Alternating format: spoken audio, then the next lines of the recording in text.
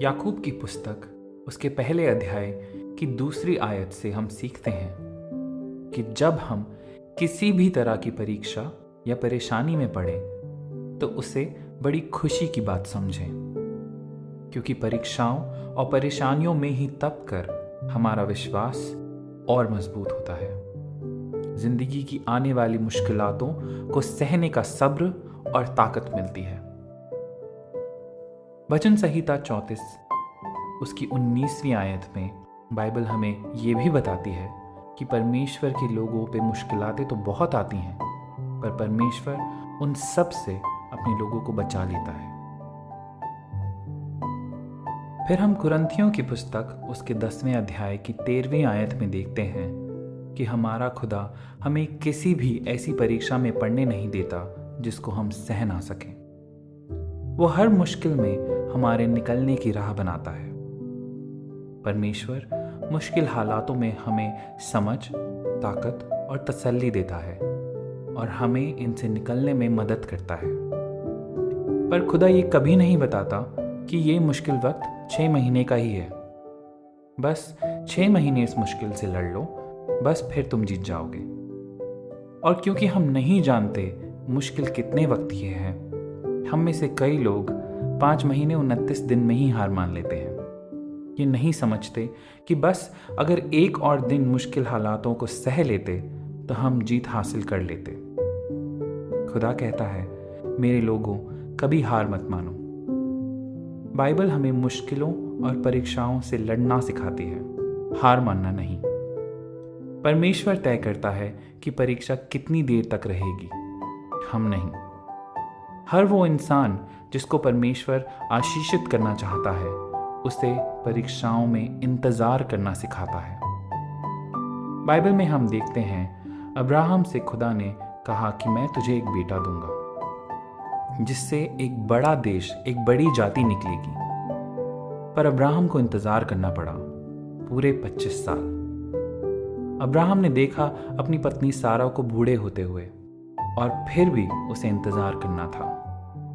Abraham जिसे खुदा का दोस्त कहा गया है, वो जो भी बना, उसे जो भी मिला, वो मिला सब्र के साथ इंतजार करने के बाद।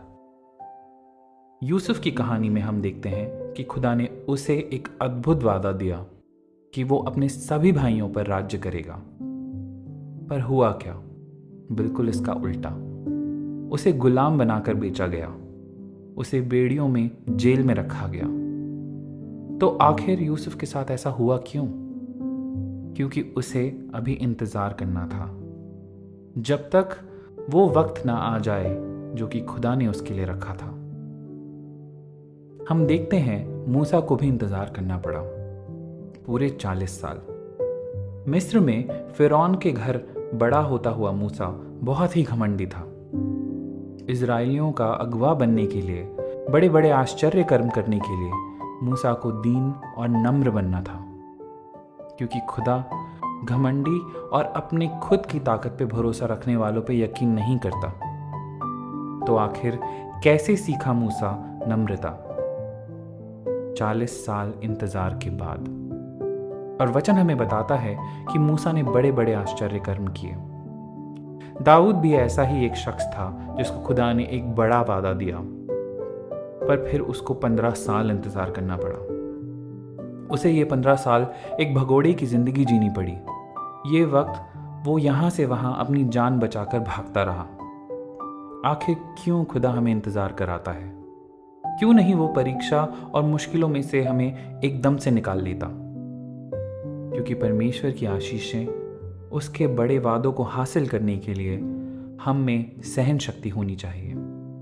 और जब और इंतजार नामुमकिन लगे तो जान लो यही वक्त है अपने यकीन पे खड़े रहने का, हार नहीं मानने का।